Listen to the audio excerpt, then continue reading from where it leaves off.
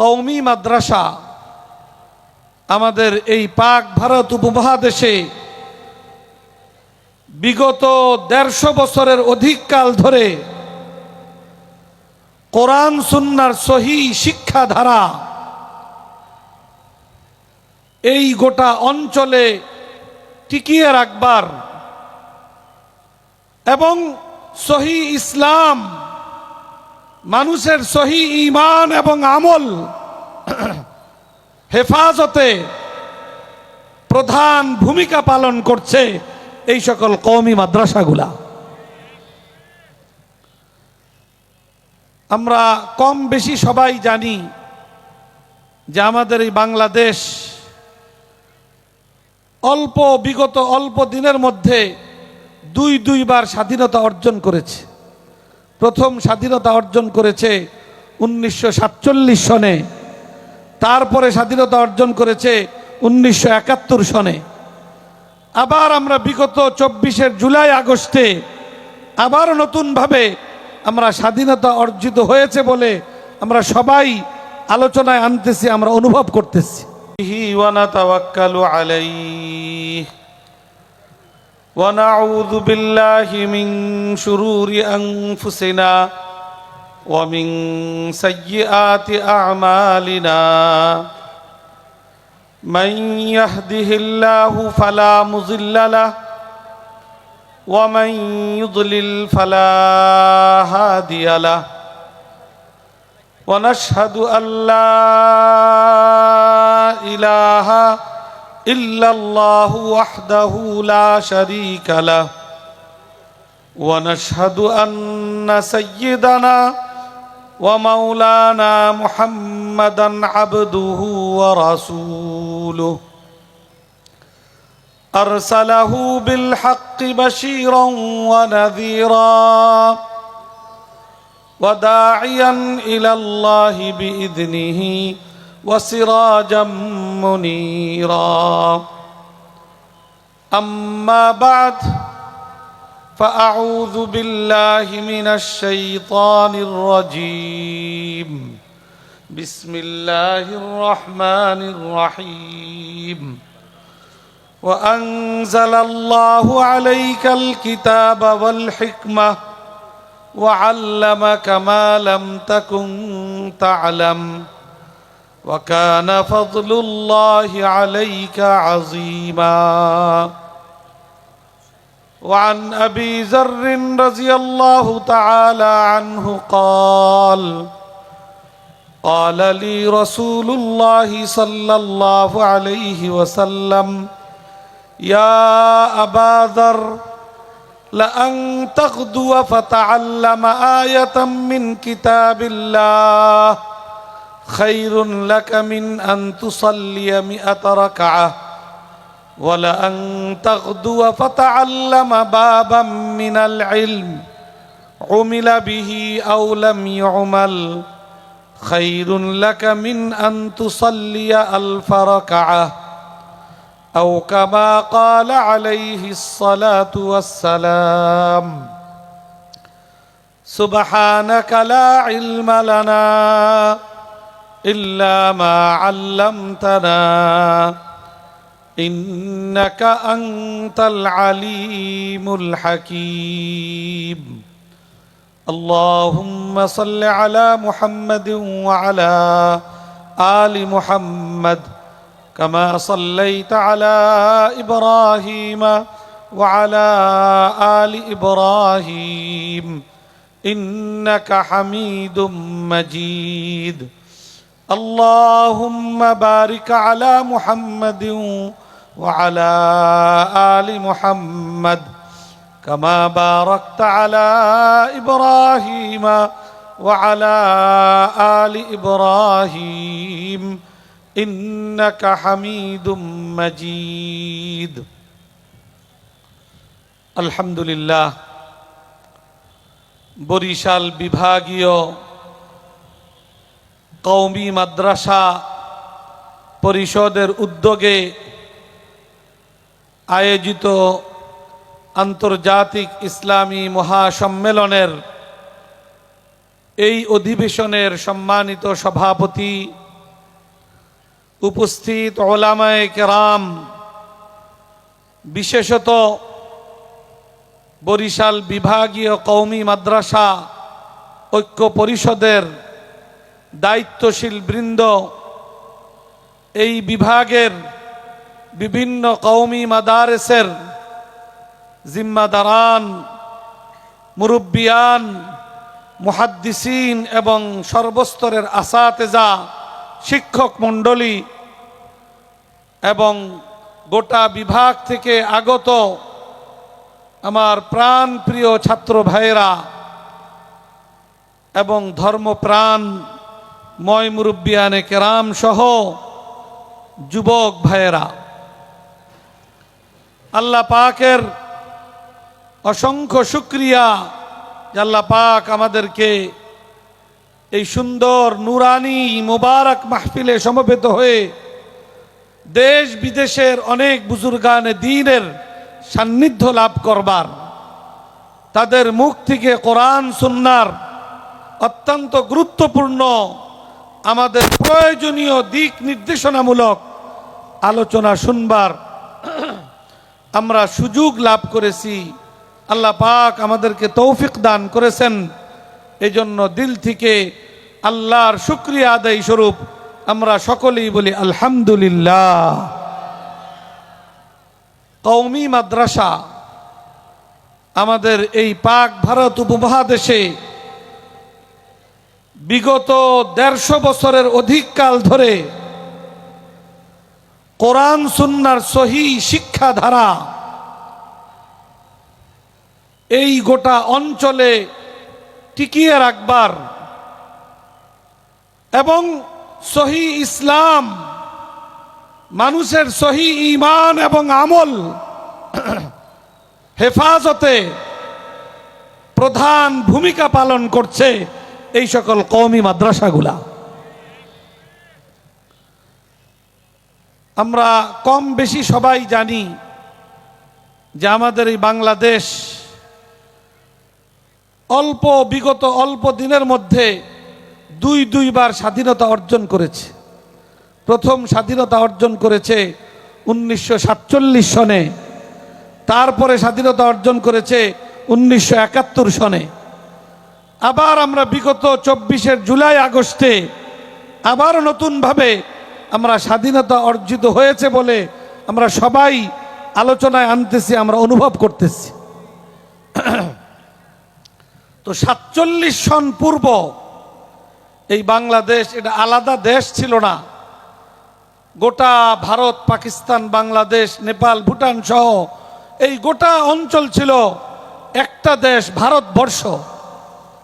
এই ভারতবর্ষে 47 সনের পূর্বে প্রায় 200 বছর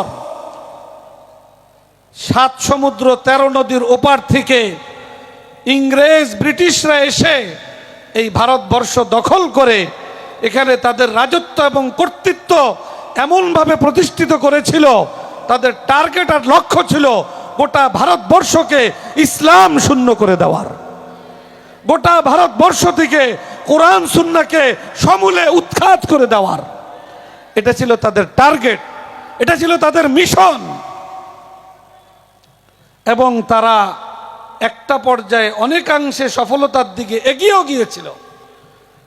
কারণ তারা ওই 200 বছর পূর্ব প্রায় 700-800 বছর এই গোটা ভারতবর্ষ ছিল মুসলমানদের অধীন, মুসলমানরা পরিচালনা করেছে। এবং ওই 700-800 বছরে গোটা ভারতবর্ষে ইসলাম ধর্ম ভিত্তিক, কোরআন সুন্নাহ ভিত্তিক শিক্ষা ব্যবস্থাই ছিল তৎকালীন জাতীয় শিক্ষা ব্যবস্থা। এবং সেই শিক্ষা ব্যবস্থার পৃষ্ঠপোষকতায় ছিল তৎকালীন রাজা বাদশাহ, ইসলাম এই গোটা ভারতবর্ষের শাসন ক্ষমতায় যারা ছিল তাদেরও তত্ত্বাবধান ছিল সেই শিক্ষা ব্যবস্থার। ইংরেজরা এই ভারতবর্ষ দখল করার পরে তারা 1 নম্বর এই ভারতবর্ষের মুসলমানদের উপরে যে আঘাত আনলো, এই ভারতবর্ষ থেকে ইসলামকে নিশ্চিহ্ন করার ষড়যন্ত্রে প্রথম যে কদম ফেলল সেটা ছিল শিক্ষা ব্যবস্থা যেটা চলমান ছিল সেটাকে সমূলে ধ্বংস করে দেওয়া। এটা একটা করলো। যে যা ছিল সেটাকে ধ্বংস করে দিল। কিভাবে করলো ওই দিকে আলোচনা করতে গেলে লম্বা সময়ের দরকার, ওই দিকে যাব না। সংক্ষিপ্ত কথা যে ইংরেজরা এই ভারতবর্ষে তাদের কর্তৃত্ব এবং রাজত্ব প্রতিষ্ঠিত করার পর তারা এক নম্বরে এটাকে ইসলাম শূন্য, কোরআন সুন্নাহর শিক্ষা এবং চর্চা সমূলে ধ্বংস করে দেওয়ার চক্রান্ত বাস্তবায়নে প্রথম পদক্ষেপ হিসেবে তারা তৎকালীন পরিচালিত পুরা শিক্ষা ব্যবস্থাটা তারা ধ্বংস করে দিল, বন্ধ করে দিল। এরপরে তারা এই ভারতবর্ষের উপরে তাদের মতো করে একটা শিক্ষা ব্যবস্থা তৈরি করে এই ভারতবর্ষের মানুষের উপরে, যাদের মধ্যে প্রধানতম ছিল মুসলমান, এই মুসলমানদের উপরে এক শিক্ষা ব্যবস্থা চাপিয়ে দিল। যেই শিক্ষা ব্যবস্থার মূল দৃষ্টিভঙ্গি এবং দর্শন হইল ধর্মহীনতা, ধর্ম নিরপেক্ষতার নামে ধর্মহীনতা। সেকুলার শিক্ষা ব্যবস্থা, ধর্ম নিরপেক্ষতার নামে ধর্মহীন এক শিক্ষা ব্যবস্থা, এক শিক্ষা সিলেবাস এই গোটা ভারতবর্ষের উপরে চাপিয়ে দিল তারা।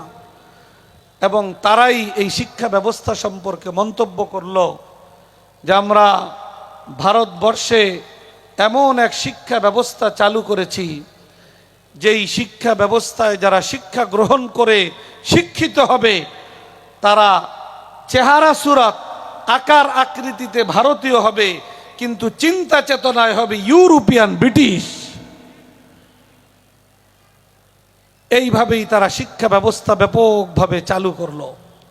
একদিকে কোরআন সুন্নাহ ইসলাম ধর্ম ভিত্তিক জাতীয় শিক্ষা ব্যবস্থা সমূলে ধ্বংস করে দিল, আরেক দিকে ধর্মহীন, ধর্ম নিরপেক্ষতার নামে ধর্মহীন সেকুলার শিক্ষা ব্যবস্থা চাপিয়ে দেওয়ার মাধ্যমে এই দেশে যেন আগামী দিনে আর কোরআন সুন্নাহর ধারক বাহক ওয়ারিস নবী ওলামায়ে কেরাম তৈরি না হতে পারে, তার পথ রুদ্ধ করে দেওয়ার, তার দরওয়াজা বন্ধ করে দেওয়ার সমস্ত আয়োজন তারা পাকাপোক্ত করলো।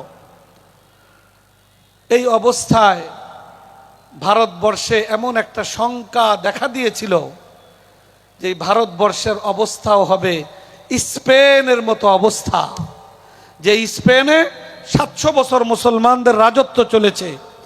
এরপরে যখন রাজত্ব তাদের হাতছাড়া হয়েছে, এরপরে আরো 700-800 বছর অতিবাহিত হওয়ার পরেও এখনো স্পেনে সেই মুসলমানদের কীর্তি, স্পেনের রাজধানীর কর্ডোবা জামে মসজিদ আজকেও দাঁড়িয়ে আছে ইতিহাসের সাক্ষী হয়ে, তবে মসজিদ হিসাবে নয়, মিউজিয়াম আর জাদুঘর হিসাবে।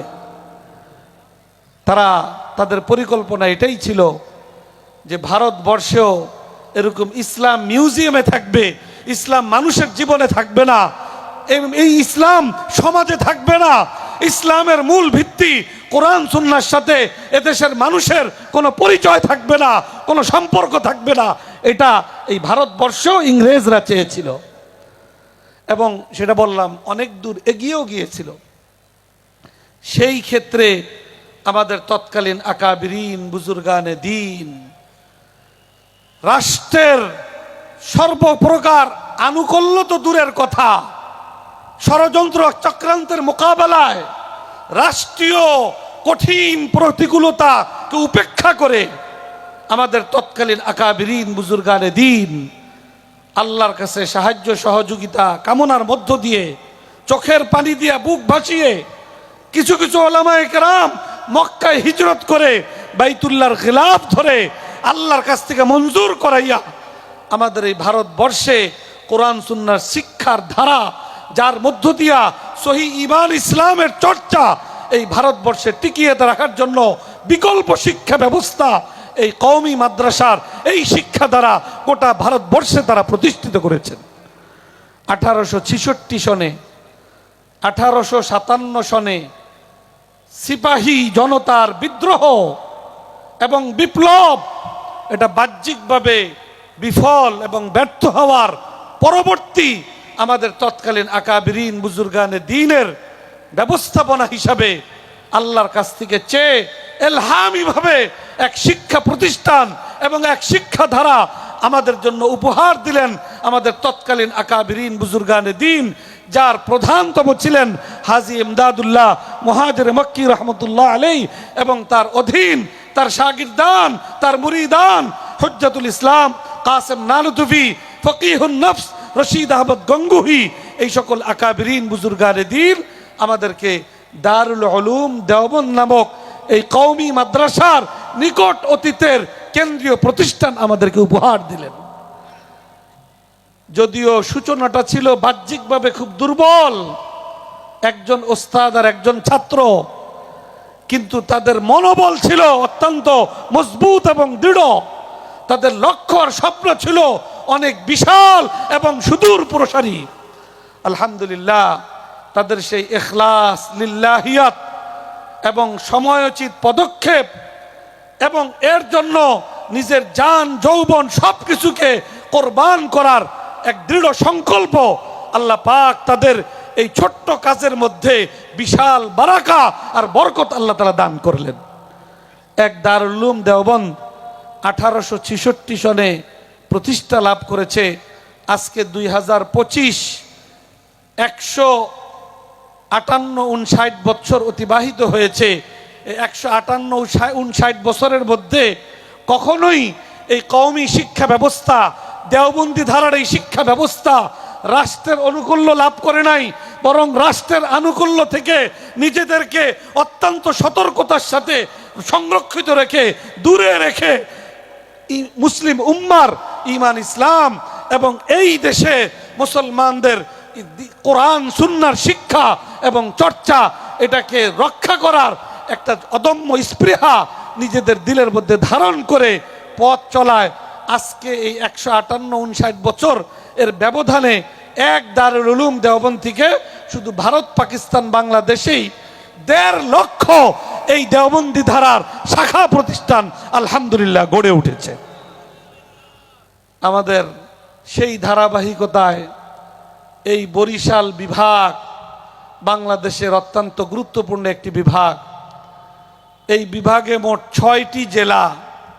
এই জেলায় আলহামদুলিল্লাহ প্রতিটা জেলায় কম বেশি আলহামদুলিল্লাহ কওমি মাদ্রাসা গড়ে উঠেছে। তবে বরিশাল বিভাগের বেশ কয়েকটা জেলায় অন্য অনেক বিভাগের তুলনায়, অন্য অনেক জেলার তুলনায় এই লাইনে আমরা পিছিয়ে আছি। আলহামদুলিল্লাহ, ঐক্যবদ্ধভাবে যদি পদক্ষেপ নেওয়া হয়, ঐক্যবদ্ধভাবে যদি চেষ্টা মেহনত করা হয়, তাহলে সেখানে এগিয়ে যাওয়া তুলনামূলক অনেক সহজ হয়।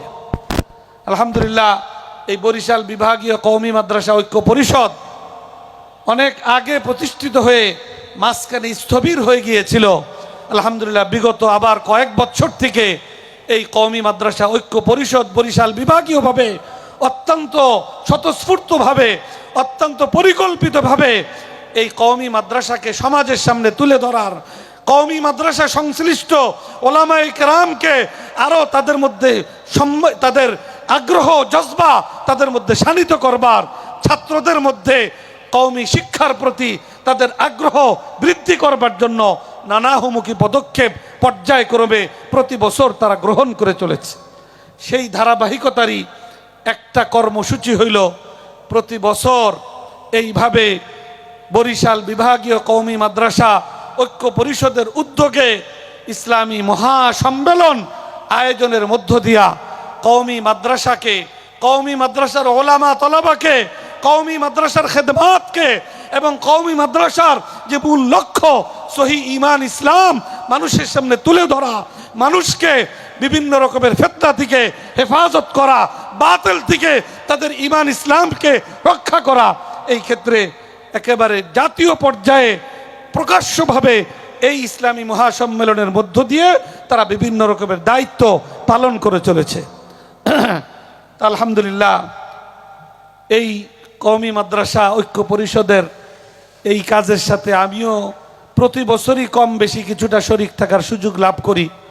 আর আমাদের এটা তো বিভাগীয় পর্যায়ে আমাদের মুরব্বিয়ানে কেরামগণ সারা বাংলাদেশের কওমি মাদ্রাসাগুলাকে আরো সুদৃঢ় করা, কওমি মাদ্রাসার শিক্ষাটাকে আরো মজবুত ভিতের উপরে এটাকে এগিয়ে নেওয়া, কওমি মাদ্রাসাগুলাকে সারা দেশের এটাকে এক সূত্রে গাঁথা, এবং কওমি মাদ্রাসার যে মূল মাকসাদ, সেই মাকসাদে মাদ্রাসাগুলাকে উন্নয়ন এবং উত্তর অগ্রগতি এবং উন্নতি করার জন্য আমাদের মুরব্বিয়ানে কেরামগণ 1978 সনে জাতীয়ভাবে বেফাকুল মাদারিসিল আরাবিয়া কওমি মাদ্রাসার অভিভাবক প্রতিষ্ঠান আলহামদুলিল্লাহ গড়ে তুলেছেন।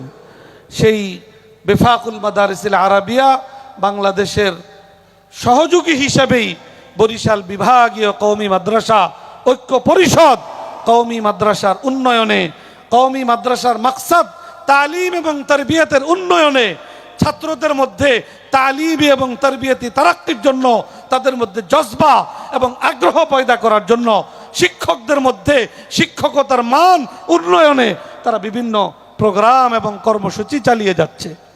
সেটারই একটি অংশ হলো আজকের এই ইসলামী মহাসম্মেলন। তা আমি অল্প কিছু কথা কওমি মাদ্রাসার আসাতেজা এবং তলাবা সংশ্লিষ্ট কিছু কথা বলে আমার আলোচনা শেষ করব। লম্বা আলোচনার এই ধরনের বড় আয়োজনে এটা সুযোগ থাকে না এবং উচিত না। আমি যে আলোচনাটা করব, যে আমরা যারা এই কওমি শিক্ষা ব্যবস্থার সাথে সম্পৃক্ত থাকবার সুযোগ লাভ করেছি, আমরা বিশেষ করে এখানে তো ব্যাপকভাবে আমরা কওমি মাদ্রাসার ছাত্র জনতা, তালেবে ইলম, আমরা যারা এই কওমি এই শিক্ষাধারার তালেবে ইলম, শিক্ষার্থী, ছাত্র হওয়ার সুযোগ লাভ করেছি, এটা আমাদের জন্য মহা সৌভাগ্যের বিষয়। কারণ এই কোরআন সুন্নাহর শিক্ষা এটাই একমাত্র আল্লাহ প্রদত্ত শিক্ষা, নির্ভুল শিক্ষা। ওহীর মাধ্যমে আল্লাহ পাক আমাদের নবী মুহাম্মদুর রাসূলুল্লাহ সাল্লাল্লাহু আলাইহি ওয়াসাল্লামের মাধ্যমে আমাদেরকে দান করেছেন। এই শিক্ষার মূল বুনিয়াদ দুইটা, কোরআন এবং সুন্নাহ, দোনোটাই ওহী। কোরআন সম্পর্কে তো আল্লাহ তাআলা নিজেই বলতেছেন, আর রহমান আল্লামাল কোরআন। কোরআন তো আল্লাহ পাক স্বয়ং নিজেই আমাদেরকে শিক্ষা দেওয়ার ব্যবস্থা গ্রহণ করেছেন। আর আল্লাহ রসুলের সুন্নাহ, সেটাও সম্পর্কে আল্লাহর কোরআন আল্লাহ তাআলা বলে দিয়েছেন, ওয়ামা ইয়ানতিকু আনিল হাওয়া ইন হুয়া ইল্লা ওয়াহয়ুন ইউহা। আল্লাহ রসুল তার জীবদ্দশায় যা কিছু বলেছেন, যা কিছু করেছেন, নিজের ইচ্ছা মতো করেন নাই। আল্লাহর নির্দেশনার আলোকেই আল্লাহ রসুল করা এবং বলার মধ্য দিয়া উম্মতের আগামী দিনের পথ সুগম করে গেছেন। আমাদের এই কওমি শিক্ষা ব্যবস্থায় আমাদের মূল সিলেবাস, মূল বিষয় হইল কোরআন এবং সুন্নাহ। এই কোরআন সুন্নাহর শিক্ষার সাথে সংশ্লিষ্টতা ছাত্র হিসাবে, শিক্ষক হিসাবে, এমনকি এই সকল প্রতিষ্ঠানের বাবুর্চি আর দারওয়ান হিসাবে সংশ্লিষ্ট থাকতে পারা, এটাও এক মহা সৌভাগ্যের বিষয়।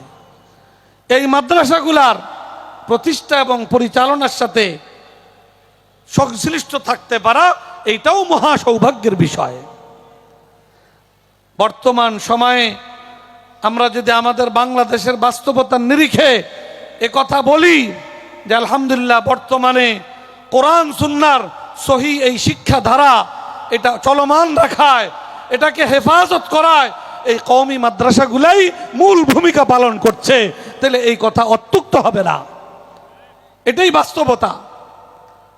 আল্লাহ পাক এই কওমি শিক্ষা ব্যবস্থার সাথে যে কোনোভাবে যাকে জড়ায় রাখছেন, ছাত্র হিসাবে হোক, শিক্ষক হিসাবে হোক, খাদেম হিসাবে হোক, কমিটির সদস্য হিসাবে আর মজলিসে শুরার সদস্য হিসাবে হোক, প্রত্যেকেই যদি ইখলাস এবং লিল্লাহিয়াতের সাথে আমরা এই মাদ্রাসাগুলোর সাথে আমাদের সংশ্লিষ্টতা, এটাকে নিজেদের জন্য সৌভাগ্যের বিষয় মনে করে সংশ্লিষ্ট থাকতে পারি, তাহলে এই কথা নির্দ্বিধায় বলা যায় যে তারা ওই জামাতের অন্তর্ভুক্ত হবে যাদেরকে আল্লাহ পাক কোরআনের হেফাজতকারী জামাত হিসেবে আল্লাহ তাআলা মনোনীত করেছেন।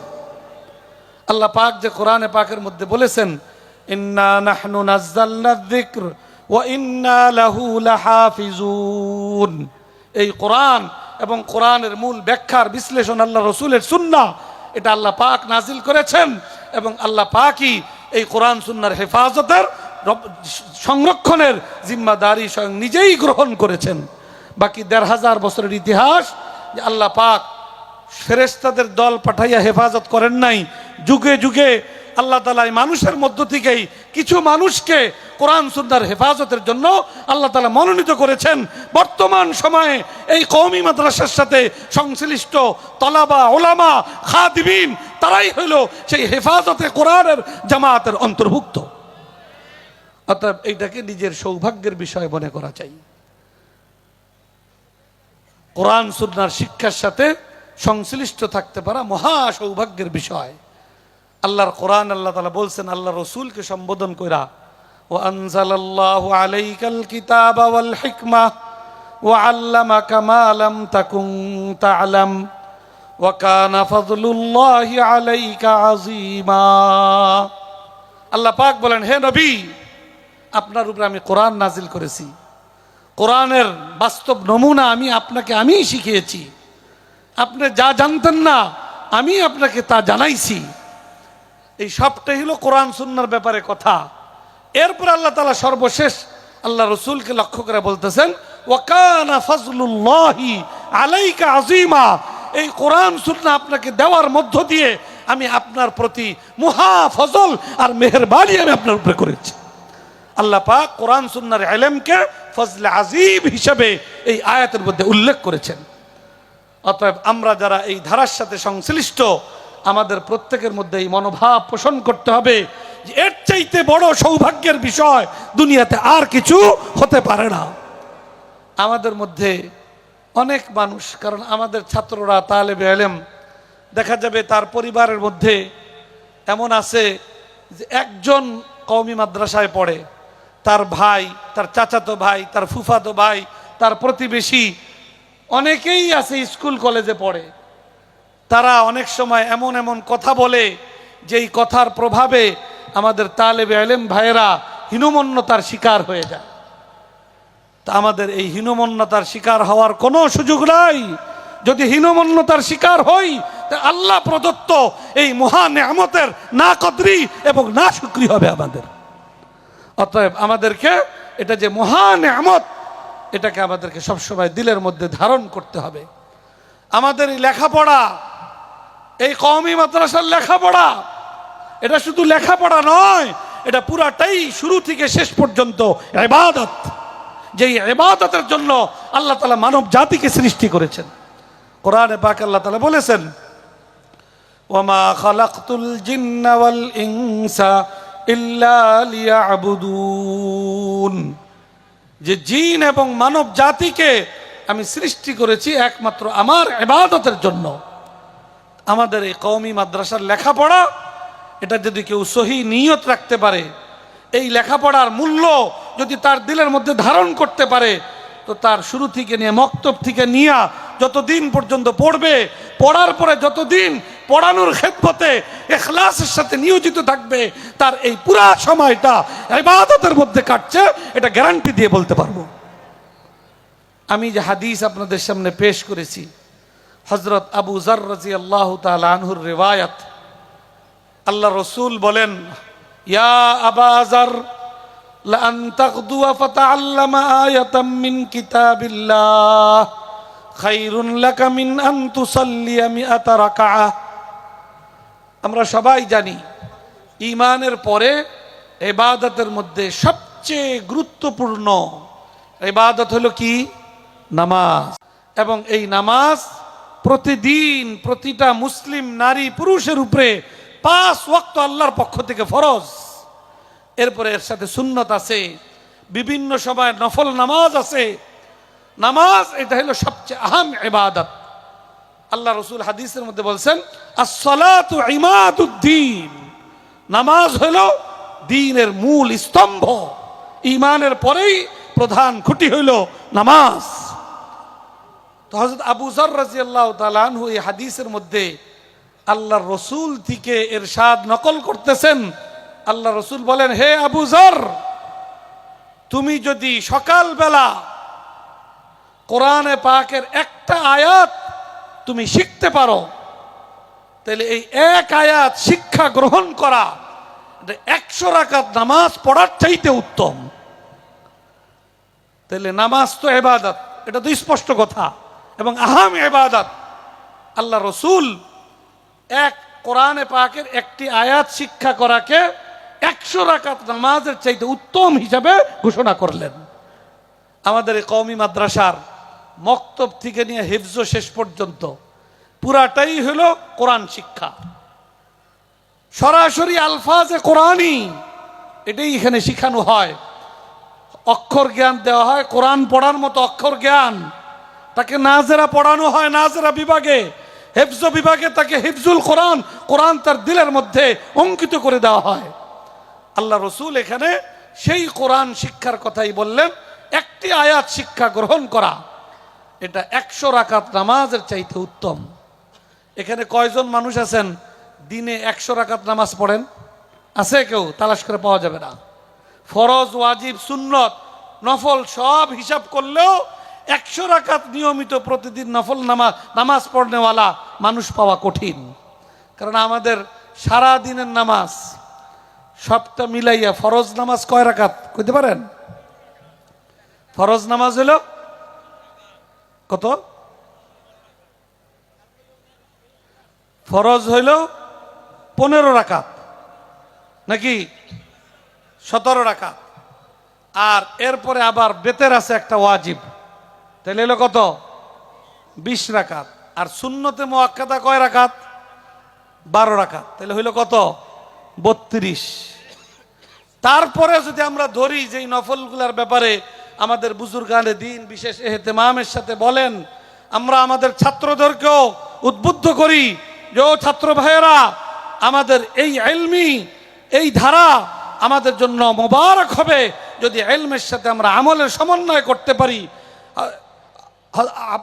ওমর ইবনুল খাত্তাব রাদিয়াল্লাহু তাআলা আনহু কাবে আহবারকে জিজ্ঞেস করছিলেন, মান আরবাবুল ইলম? কাবে আহবার জবাব দিয়েছিলেন, আল্লাযীনা ইয়ামালুনা বিমা ইয়ালামুন। আহলে ইলম, আলেম, প্রকৃত আলেম তো সে যে তার ইলম অনুযায়ী নিজের আমল সে গড়ে তুলে, সে হইল প্রকৃত আলেম।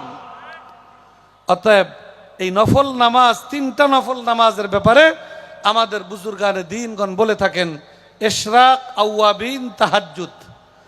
ইশরাক, আওয়াবিন, তাহাজ্জুদ স্বাভাবিকভাবে ইশরাক 4 রাকাত, আওয়াবিন 6 রাকাত, 10 রাকাত। আর তাহাজ্জুদ হইল হাদিসের মধ্যে আসছে আল্লাহ রসুল স্বাভাবিকভাবে 8 রাকাত তাহাজ্জুদ পড়তেন, তাহলে 18 রাকাত। আগের 32 আর 18 মিললে হয় কত? 50। তাও 100 হইতে আরো কত বাকি? আরো 50 বাকি। কোরআনে পাকের একটি আয়াত, এটা কোনো সাধারণ কথা না, আল্লাহ রসুলের হাদিস, যে কোরআনে পাকের একটি আয়াত শিক্ষা গ্রহণ করতে পারা 100 রাকাত নামাজ পড়ার চাইতে উত্তম। অতএব এই শিক্ষাটা কতটা গুরুত্বপূর্ণ। এরপরে আল্লাহ রসুল, এ তো হেফজখানা পর্যন্ত গেল, এরপর যে আমরা কিতাবখানায় পড়ি সেই পড়া সম্পর্কে আল্লাহ রসুল বলতেছেন, ওয়ালা আনতাকদুয়া ফাতাআল্লামা বাবাম মিনাল ইলম উমিলা বিহি আও লাম ইউমাল খায়রুন লাকা মিন আন তুসাল্লিয়া আলফা রাকাআহ। হে আবু যর, তুমি যদি সকালবেলা একটি ইলমের অধ্যায় তুমি শিক্ষা গ্রহণ করো, তার উপরে আমল করার সুযোগ হোক আর না হোক, তুমি যদি ইলমের একটি অধ্যায় শিক্ষা গ্রহণ করো সকালবেলা, এইটা 1000 রাকাত নামাজের চাইতে উত্তম। কত গুরুত্বপূর্ণ। এই জন্য আমাদের এই শিক্ষাটাকে সর্বোচ্চ গুরুত্ব দিয়ে আমাদেরকে শিখতে হবে। দুনিয়া টিকে আছে ততদিন যতদিন দিন টিকে আছে, আর সহি দিন দুনিয়াতে ততদিন টিকে থাকবে যতদিন কোরআন সুন্নাহর সহি শিক্ষা দ্বারা দুনিয়াতে টিকে থাকবে। অতএব কোরআন সুন্নাহর সহি শিক্ষা, মজবুত শিক্ষা, নির্ভুল শিক্ষা, এটা দুনিয়া টিকে থাকার জন্য পূর্ব শর্ত। খুবই গুরুত্বপূর্ণ বিষয়। আমাদের দেশে অনেক শিক্ষা প্রতিষ্ঠান আছে, স্কুল, কলেজ, ইউনিভার্সিটি, আলিয়া মাদ্রাসা, আরো কত কিছু। আমরা খুব দৃঢ়তার সাথে জোর গলায় বলতে পারি, কোরআন সুন্নাহর সহি, মজবুত, গভীর এবং অত্যন্ত নির্ভুল এই শিক্ষা চর্চা যদি থাকে, তো কওমি মাদ্রাসার মধ্যে আছে। কিন্তু অনেক দুর্বলতাও আসতেছে, অনেক দুর্বলতার শিকারও আমরা হচ্ছি। এই দুর্বলতা থেকে আমাদেরকে আবার মুক্ত করে আমাদের পূর্বসূরি আকাবিরিনদের সঠিক উত্তরসূরি আমাদেরকে হতে হবে। এই যে আমার আগে মাওলানা জিকরুল্লাহ খান সাহেব ইমামে আজম আবু হানিফা রহমতুল্লাহ আলাই এবং মাযহাব সম্পর্কে যে গুরুত্বপূর্ণ অল্প সময়ে আলোচনা করলেন, আমাদের কওমি মাদ্রাসার এক একজন সন্তান এই রকম বিস্তৃত এবং ব্যাপক ইলমে হাদিসের পাণ্ডিত্য অর্জনকারী বিভিন্ন জন এরকম গড়ে উঠতে হবে। ফিতনা আসবে, ফিতনার মোকাবেলা করতে হবে কোরআন সুন্নাহর সহিহ ইলমের দ্বারা। অতএব এইটা আমাদের এই কওমি মাদ্রাসার গুরুত্বপূর্ণ বৈশিষ্ট্য। পাশাপাশি আমাদের আমল আখলাক সুন্দর করে গড়ে তোলা, আমাদের প্রত্যেকটা আকাবের তাদের কথা একটাই, প্রকৃত কওমি মাদ্রাসা ওইটাকেই বলা যাবে যে কওমি মাদ্রাসার মধ্যে তালিমের সাথে সাথে সমান গুরুত্ব দিয়া তরবিয়াতের ব্যবস্থাপনাও থাকবে, সেটাই হলো প্রকৃত কওমি মাদ্রাসা। আমাদের প্রথম কেন্দ্রীয় প্রতিষ্ঠান দারুল উলুম দেওবন্দ, দেওবন্দের হালাত ছিল কি? দেওবন্দের ওস্তাদ ছাত্র তো আমলদার ছিলেনই, আল্লাহওয়ালা বুজুর্গ ছিলেনই। এমনকি বুজুর্গদের কথা দারুল উলুম দেওবন্দের এক সময়ের পরিবেশ ছিল যে ওইখানের দারওয়ান আর বাবুর্চিরাও এক একজন সাহেবে নিসবত আল্লাহওয়ালা হতেন। এটা ছিল কওমি মাদ্রাসার পরিবেশ।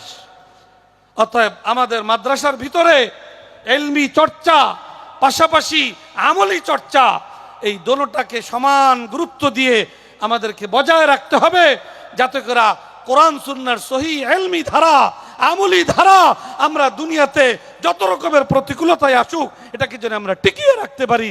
এই টিকিয়ে রাখার দায়িত্ব আমাদের উপরে অর্পিত। এই ক্ষেত্রে আমাদেরকে সময়কে অত্যন্ত গুরুত্বের সাথে কাজে লাগাইতে হবে। সময় যদি নষ্ট করে ফেলি, সময় নষ্ট করার অনেক উপকরণ এখন আমাদের সামনে আছে। আমাদের আশপাশ দিয়ে চতুর্পাশ দিয়ে সবসময় ঘোরাঘুরি করে আমাদের সময়কে নষ্ট করার জন্য। আমাদের এই ইলমি ধারার গুরুত্বপূর্ণ বিষয় হলো আমাদের বুজুর্গানে দ্বীন আসাতেজায়ে কেরামের সোহবত।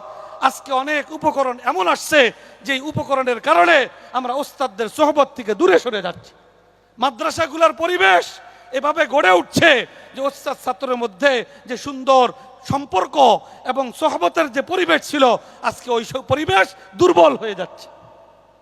ইমামে শাফি রহমতুল্লাহ আলাই তিনি তার জিন্দিগির হালাত বয়ান করেন, সাহিবতু সুফিয়া, আমি অনেক বুজুর্গদের সান্নিধ্য সোহবত আমি লাভ করেছি। এটা আমাদের কওমি মাদ্রাসার বৈশিষ্ট্য। এখানে শুধু পড়ায় দিয়া ছাত্রকে তার পথে দিয়ে দেওয়া হইলো, এটা কওমি মাদ্রাসা নয়। এখানে ছাত্রকে যেমন পড়ানো হবে সেরকম ছাত্রকে গড়ানো হবে। তার 24 ঘন্টা কিভাবে চলবে, তার খাওয়া দাওয়া কিভাবে, তার উঠা বসা কিভাবে, বড়দের সাথে তার আচরণ কি, তার উজু কিভাবে, গোসল কিভাবে, তার খাওয়া কিভাবে হবে, তার বাবা মার সাথে তার আচরণ কি হবে, তার ছোট ভাই বোনদের সাথে কি আচরণ হবে, প্রত্যেকটা বিষয় হাতে কলমে শিক্ষা দেওয়ার নাম হলো কওমি মাদ্রাসা। ইমাম শাফি রহমতুল্লাহ আলাইহি উঠে বলেন, সাহিবতু সুফিয়া ফালাম আস্তাফিদ মিনহুম সিওয়া হারফাইনি, আমি এই আমার বুজুর্গানে দ্বীনের সাথে লম্বা সময় কাটিয়ে আমি দুইটা কথা বিশেষভাবে তাদের থেকে হাসিল করেছি। আহাদুহুমা কওলুহুম আল ওয়াক্তু কাসসাইফি ইল্লাম তাকতাহু কতাক। একটা কথা হইল যে সময় এটা তরবারির মতো, এটাকে যদি তুমি কাজে লাগাও তোমার কাজে আসবে, আর তুমি যদি তরবারিকে সঠিক কাজে না লাগাও তাহলে এই তরবারি তোমার বিরুদ্ধেই ব্যবহার হবে। সময়কে সুন্দর মতো কাজে লাগানো, সময়ের হেফাজত, এটা অত্যন্ত গুরুত্বপূর্ণ বিষয়। দ্বিতীয় কথা, ইমামে শাফি রহমতুল্লাহ আলাইহি বলেন, ওয়া নাফসুকা ইন শাগালতাহা বিল হক ওয়া ইল্লা শাগালাতকা বিল বাতিল।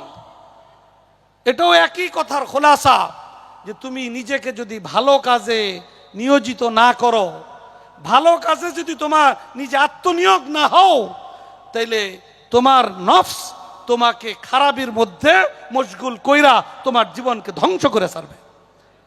অতএব আমাদের মাদ্রাসার আসাতেজা, মুনতাজিমিন, জিম্মাদারান, তাদের প্রথম টার্গেট থাকবে আমাদের প্রত্যেকটা ছাত্রের জীবনের প্রতিটা মুহূর্ত আমাদের কাছে আমানত, সেই আমানতের যথাযথ হেফাজতের পরিকল্পিতভাবে ব্যবহার করতে হবে। ঠিক এমনিভাবে আমাদের ছাত্ররা পারিপার্শ্বিক অবস্থার কারণে, পরিবেশ পরিস্থিতির কারণে যেন কোনো ধরনের ভিন্ন কোনো মাশগুলিয়াতের মধ্যে লিপ্ত না হয়ে যায়। তাদেরকে তাদের মূল কাজ, তাদের তালিম এবং তারবিয়াত, তাদের ইলমি যোগ্যতা অর্জন এবং আমলি যোগ্যতা তাদের মধ্যে সৃষ্টি করা, এই ভালো কাজের মধ্যে তাদেরকে নিয়োজিত রাখা এবং তারা নিয়োজিত থাকা, এটা হলো আমাদের অন্যতম টার্গেট। এটা আমার এই ব্যাপারে যতটা দুর্বলতা আসবে তাদের মধ্যে খারাপই তত বেশি সেরায়াত করবে। অতএব এই বিষয়গুলা যে আমাদের এই কওমি মাদ্রাসা, এটা কিন্তু অনেক বড় জিম্মাদারির জায়গা। ওয়ারিস নবী, উম্মার তত্ত্বাবধায়ক, উম্মার দরদি জিম্মাদার, তারা তৈরি হওয়ার কারখানা হইল এই সকল কওমি মাদ্রাসা।